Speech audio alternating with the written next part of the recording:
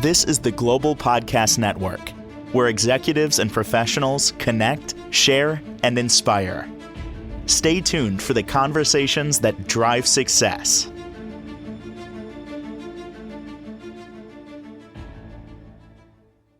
Welcome back, everyone. Question for you. How do you show up? How do people perceive you? How do you perceive others? When you go deep into your thoughts, what comes up for you? Who are you? Basically, that's what we're talking about. Self-reflection. We're going to pick up from where we were last time getting together with her and dig deeper into this, because this is what you need to realize to win. And that's also the name of her practice. And she's got over 2 decades of helping all sorts of people, corporate level, just regular people trying to figure life out and move their life forward. And it's great to have her back with us. Gayathri Riddhi joins us on the program. How are you? I'm doing so well, and I'm always glad to speak with you, Steve. Likewise. I have these epiphanies. You make me think, and then after we get together, I'm still thinking about what we talked about and then applying it to life, the past as well. When it comes to self-reflection, how can we truly know who we are? The authentic us. How do you know when you've actually nailed you? And maybe that takes time going through the work, as they say, on yourself. But how do you know when you're showing up as you, as close as possible? What is it? What a deep question, Steve. And what I would say is it's a never-ending journey in a way. As we grow through life, start building layers and layers and layers onto us through how we are taught to be, how we see others being, how culture is asking us to be. So there's a lot of layers of conditioning that we have. So the question of who am I really takes us a moment of vulnerability where we sit and truly ask ourselves. There's a pivotal moment when, however you're navigating life, makes you feel at peace. And when you feel at peace, even when it is deviating from what everybody else expects you to do or say or act, pay attention to that, because there's something within you that's resonating with that choice. So anytime you're truly operating from who your essence is, you will feel a sense of, no matter what, I'm at peace with that choice. The question that comes in our mind, though, is if we have had years of challenge to who we are, there will be a voice that asks us, are you sure? Are you sure? Are you sure? Are you sure?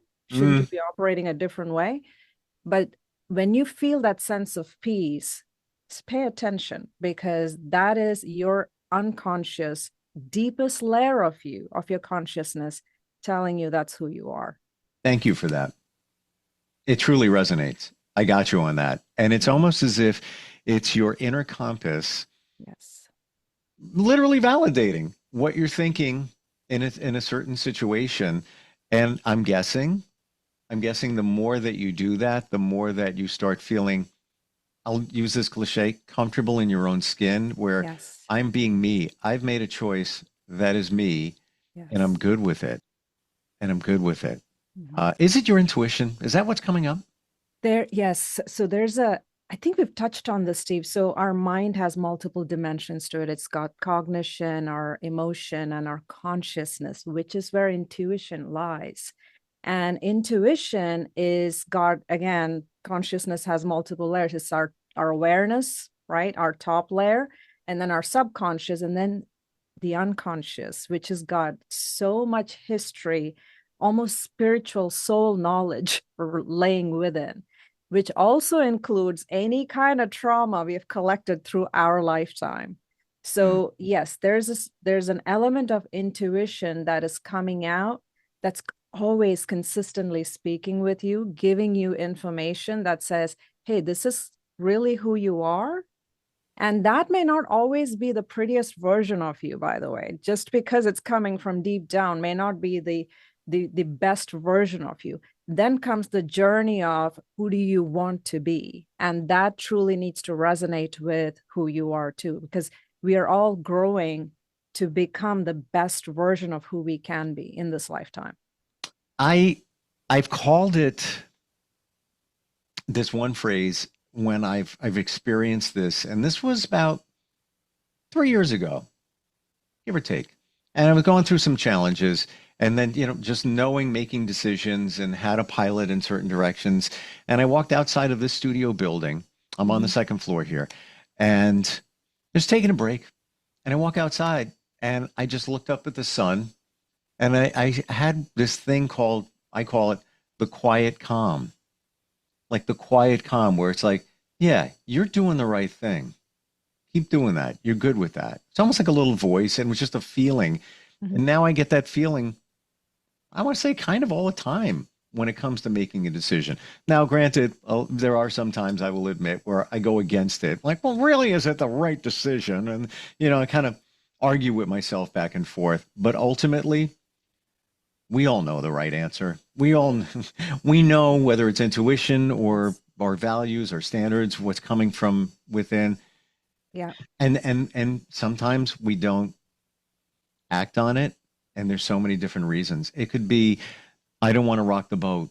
I don't want conflict. I want to be a people pleaser. I don't agree with them, but I don't want to lose them as a friend, and all of that, and that stuff gets in the way. Uh, is there a way to make sure that stuff doesn't get in the way? It takes a lot of self-love, transparently. It takes a lot of self-love and the recognition that no matter who comes into your life or not leaves your life, you're going to be okay. And Mm, when you stand back and look at it, yes, we do come into this world and we come whole. We come with a lot of innocence and we come with all the programming necessary to survive and grow in this world. But till we learn physically how to operate, we have some dependencies that create an opportunity to learn all the wrong things. mm, And the opportunity to learn all the right things. So, depending on who you're surrounded by and the scenario you're born into, you're going to be stacked up to where you now have a lesser perf of learning, or your journey may take a little longer. No matter what, though, at a certain point, if you have evolved to a point where you recognize there's more to life than just operating in autopilot and just moving with the world based on what the world is asking you to do and just autopiloting. I think you and I have talked about that before. There comes a point where you start, and a lot of people start becoming isolated or goes into solitude. And that's a pivotal moment, because when you go into solitude, it's an opportunity for you to truly become comfortable with who you mm, are, yourself.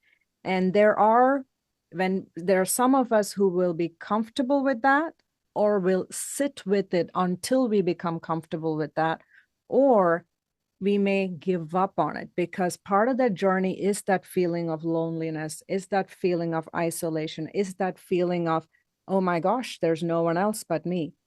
But if you can get past that, you will recognize that everything that you need and want and require to be successful, holistically, spiritually, mentally, through your body, all of it, you have the capacity to do it. You have the ability to do it. And then you start vibrating, your frequency changes. And that's when you start recognizing the people that come into your life are the right ones, and the people who don't fit fall away. Then you're okay not being with a crowd. You're okay with the right people surrounding you. And if they're not the right people, you're okay with them not being there, because you're just fine on your own. So it truly does start with that self-love and recognizing that we need to love ourselves unconditionally first, whatever version of us we find. And then we grow. 3 words to address what you just said. You are right. Honestly, in my journey, this is what I've discovered and continue to discover. But that's it. It's all there. And Yeah. what do we want ultimately? Isn't it, we want to feel safe?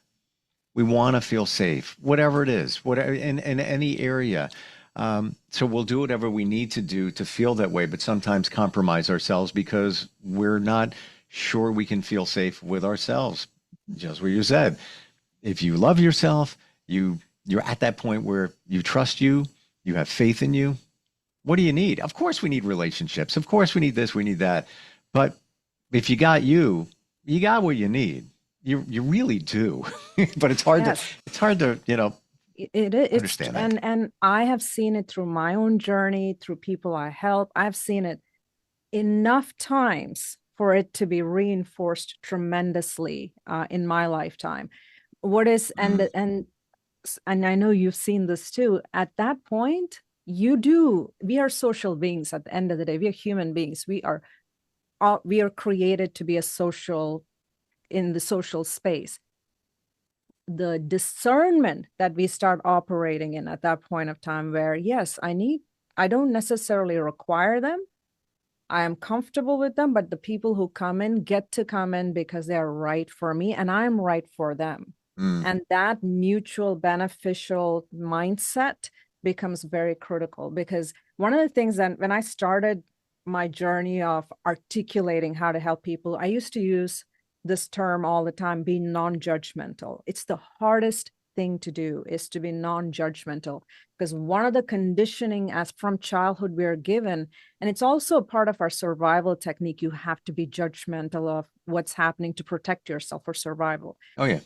But when you're not in a life or death scenario, that judgment is utilized in the most inappropriate way by society. And so it is used to harm versus self-protection.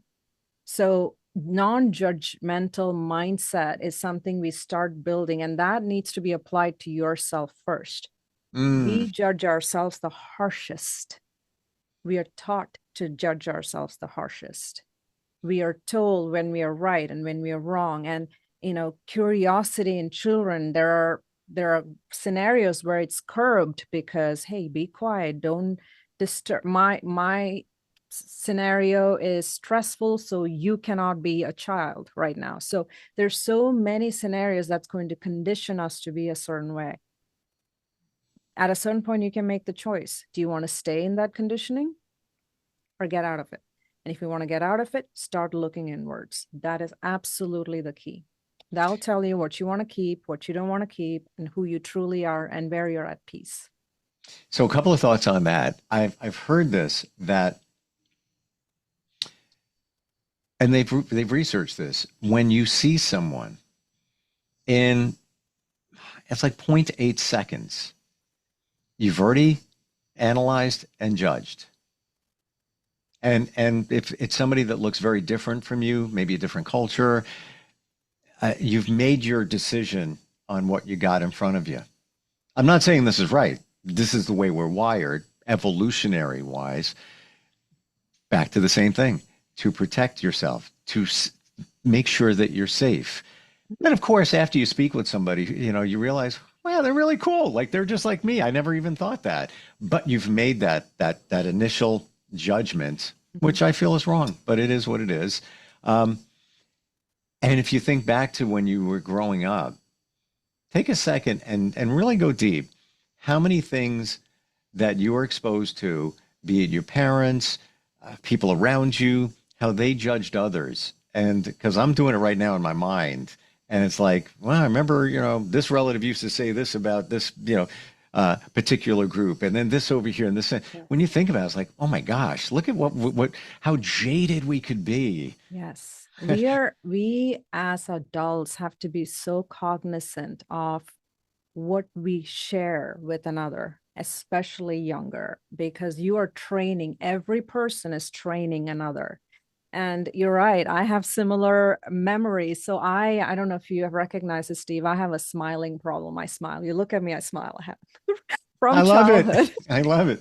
From childhood, I would smile. That was my natural first response. And I would constantly be told from family members, stop smiling at people you don't know. You don't know them. Stop. That was constantly told to me. I could not pull it off for the life of me. I would always upset them because I'm smiling at random strangers. But that I recall that conditioning. And so now today, when I'm out in society and I see somebody, if somebody makes eye contact with me, I smile. And I have encountered people who will not smile back. And so my mind immediately goes, oh, you got trained real good. You were Wow. taught not to smile at some random person smiling at you. But you could take it the other way, and you could, depending on your past, childhood, and all of that, somebody's not smiling back. You could feel it in such a way that, oh, they don't like me. Oh, I'm not good enough. All those things could come up.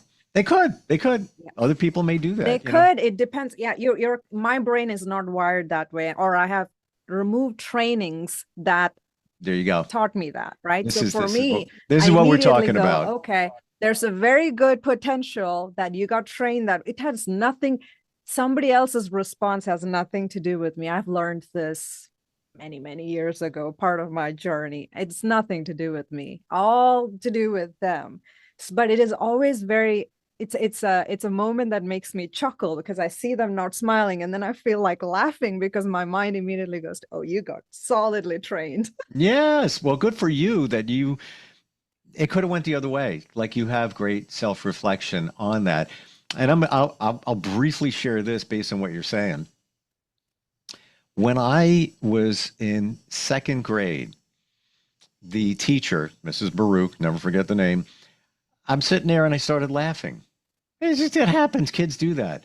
Yes. She comes over, grabs my arm, swats me on the butt, and then puts me in front of the class, sitting in a chair to face them as my quote unquote punishment. Yes. Now, if that was done today, she probably would be in jail because she struck a child. I told my mom. It got elevated to the district and blah, blah, blah, blah, on and on and on. I was removed from that classroom, got another teacher. Where am I going with this? I have been told before, even in relationships and such, how come, like, when you're watching a movie, you don't like laugh out loud? And I usually, this is just not me. I'm traumatized. I'm not a belly laugh like, that's so funny, man.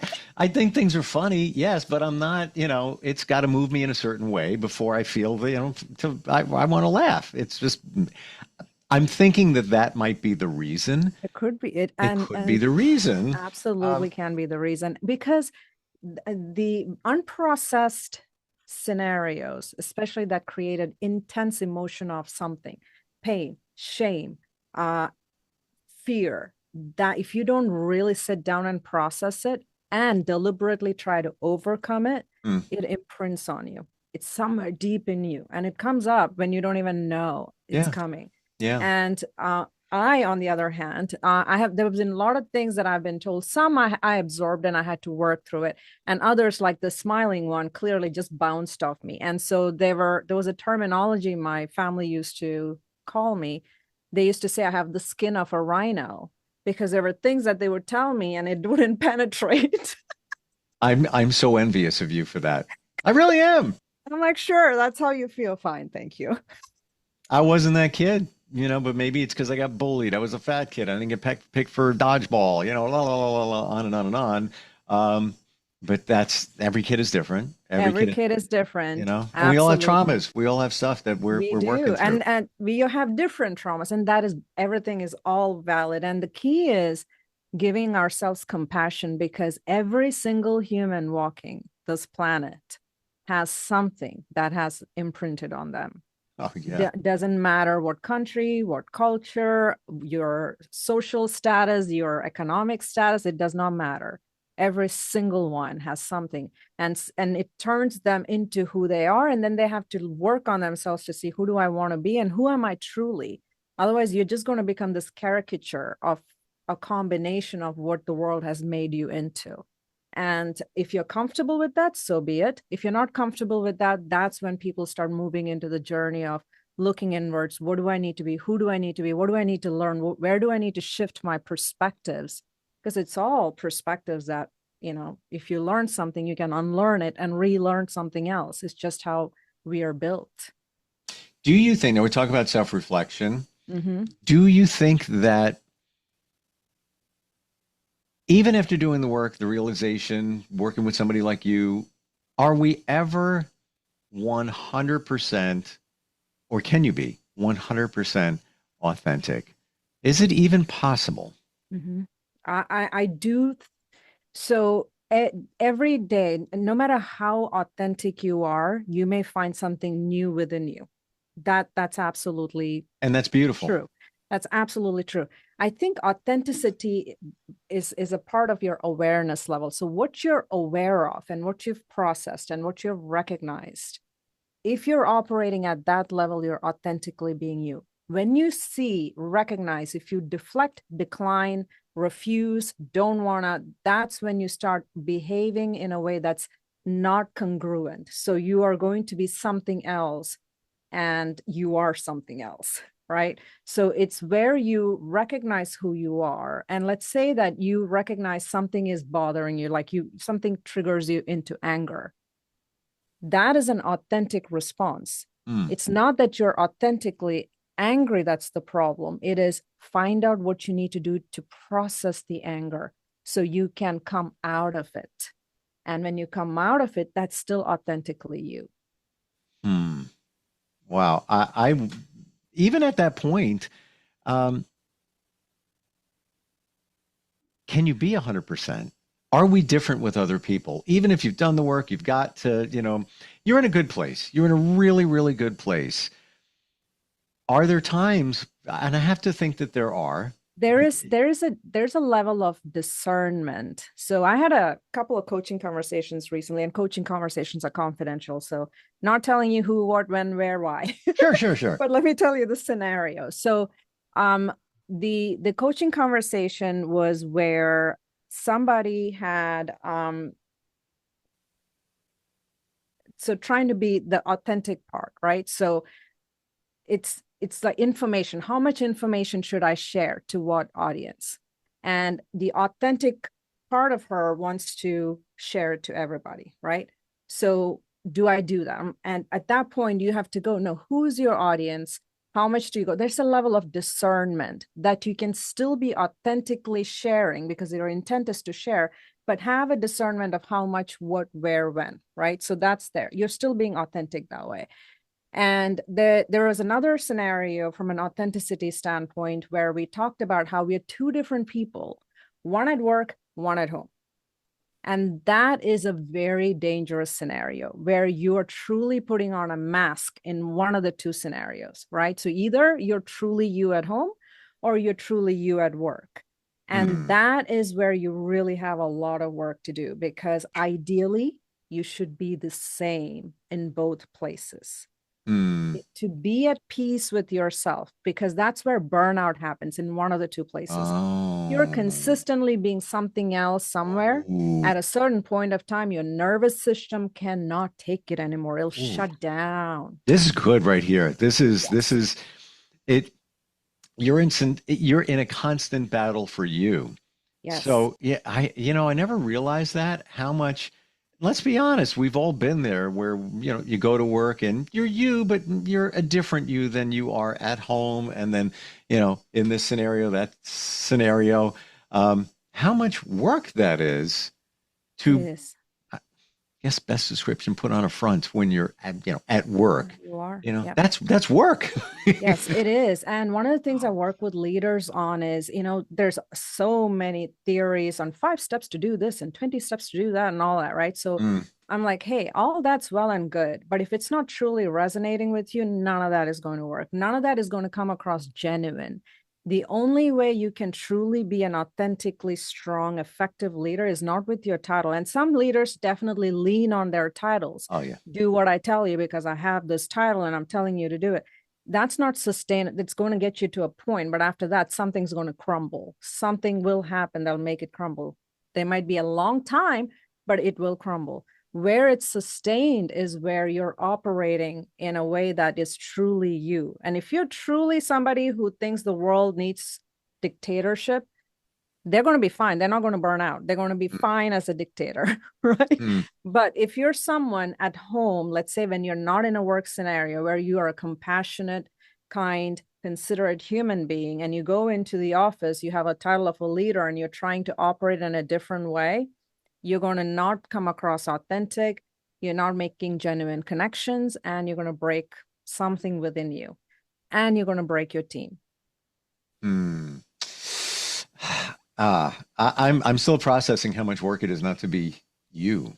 Um, it's It is a almost lot of, it's like, when you say a lie, it's harder to keep up the lie this is than I'm to thinking the tell the same truth. exact thing. It's very, It very right, simple to say the truth and be done with it. You don't have to remember what, when, where. Just right, you know exactly what you said, and it's all there is to it.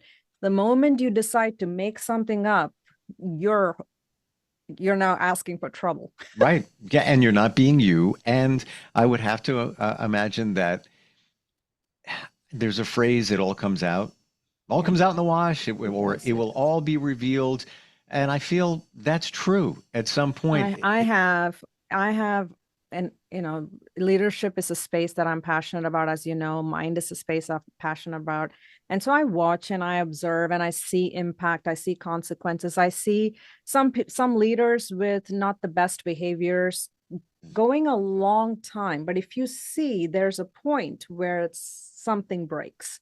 Yeah. They can sustain it sometimes for short time, long time, but there's a point where it breaks because it's not sustainable. Human condition will not allow something that is counter to survival, because negative leadership moves you towards destruction.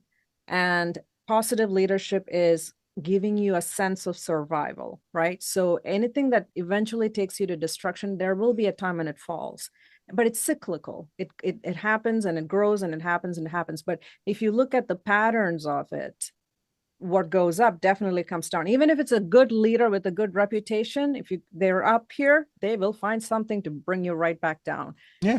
It's physics, essentially. What It's goes up life. must come down.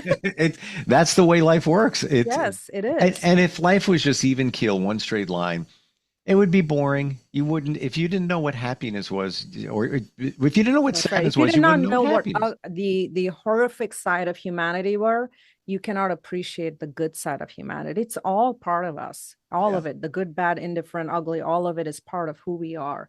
And we are meant to be this way, this mishmash combination of however we've been distributed. Keeps it busy, keeps it fun, keeps it real. And when we're talking about it, it will be revealed. Let's say you're that person that's not fully authentic when you go to work. If it's not revealed to others, it will be revealed to yourself, and you'll have to deal with that. You'll Yes. have that realization where this just doesn't feel like me. It's just not comfortable. I got to Yes. put the mask on again. You'll get tired of it, and I feel eventually it'll start reaching out into your personal life without you It even knowing does. it. It does. It really does. And both ways, both ways. Personal life comes into that's the again the underlying part of, if there's any kind of mindset that you have that you think you can pull it off being two different people, the sooner you get to the point of recognizing that's not a sustainable strategy for you as a human, the faster you can work on it. That's all, right? Some people get to that realization later on in life. Some people get to it early on in life. We all have our timeline of figuring things out about ourselves, and that's all well and good. But yes, that part of, the saying of hurt people, it happens everywhere. It happens at work and it happens at home. It Yeah. happens because we're all humans, no matter what scenario we're placed in. So you have a hurt leader or a Mm. hurt team member who encountered something horrific from a toxic scenario in the workplace the last time. They're either going to come in with that baggage and then they can impact the whole new scenario, or recognize that was the past and start afresh. And let's say it's a leader who had a last team was not the best for them. If they walk in with the same mindset that everybody's useless, won't do the work I asked them, they're going to, I cannot trust them.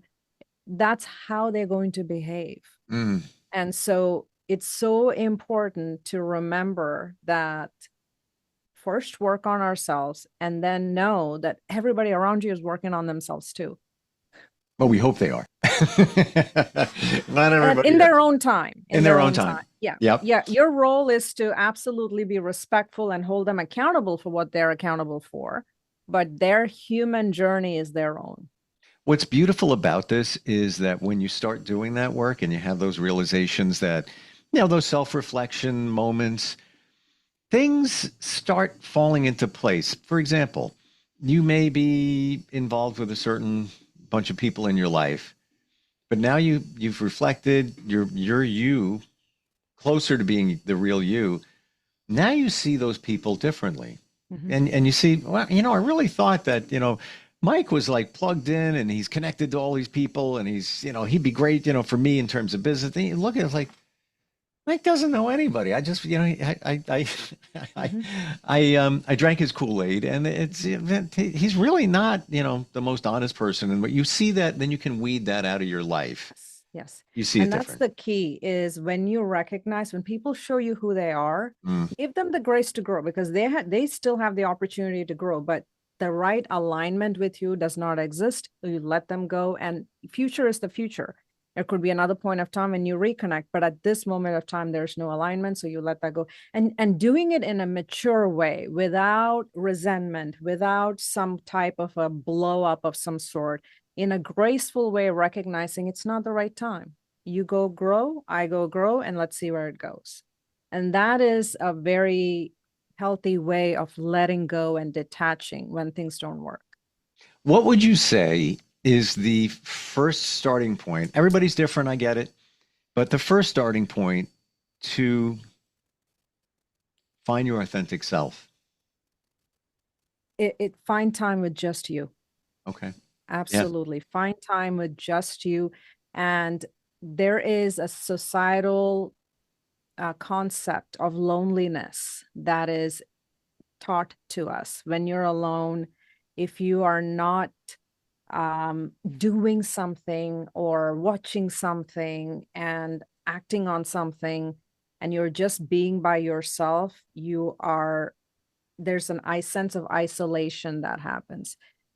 If you can see that moment as an opportunity instead, where you have no noise, no information coming at you, nothing but you. So every information that you're now consuming comes from within you. You stop being lonely because you now connect with yourself. So you're no longer alone.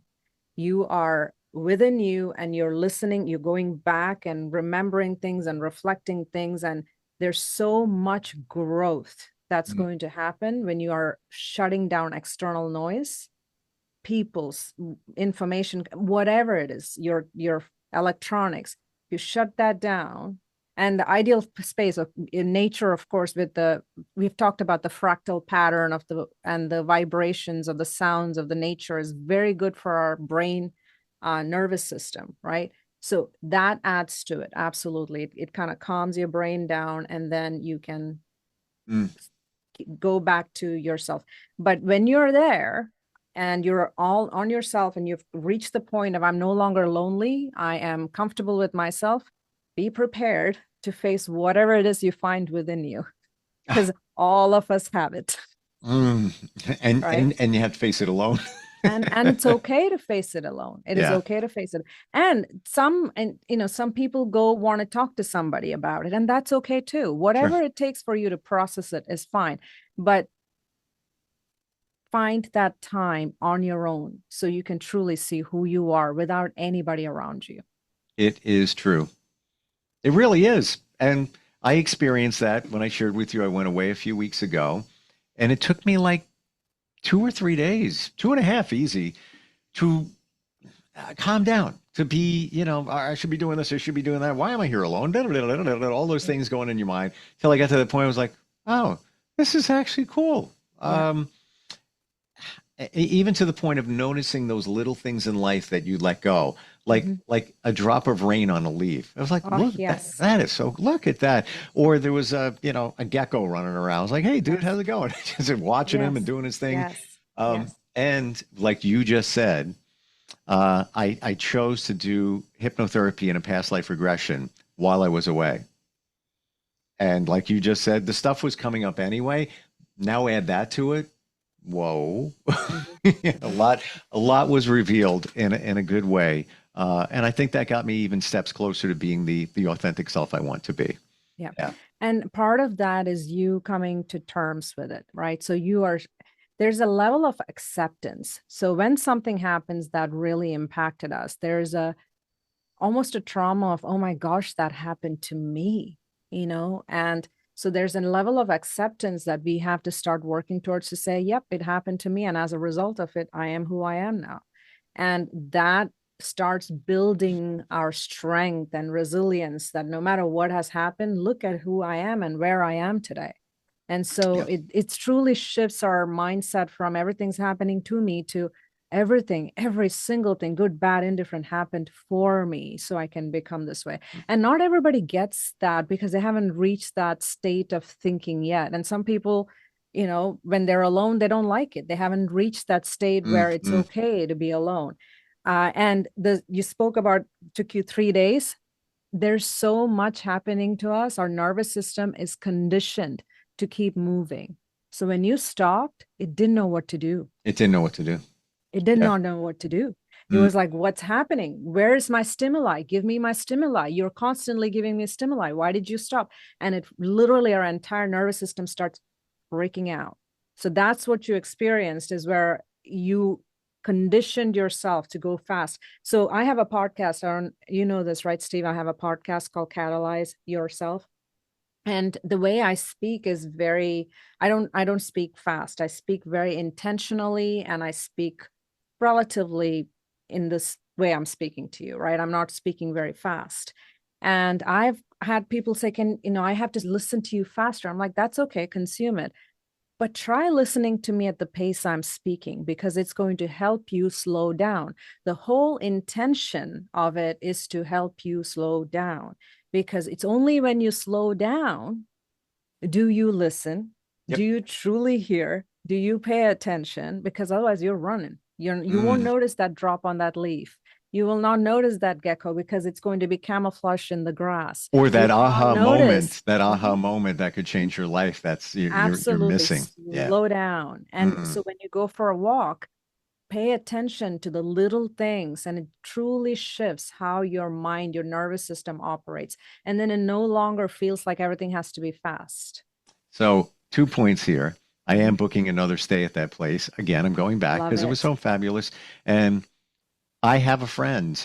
She deals with some anxiety, but when things calm down, that's when her anxiety goes up, and she sometimes has to take a Xanax because just what you said, she's wired to keep going. Now there's the quiet and and it's almost as if that's the issue.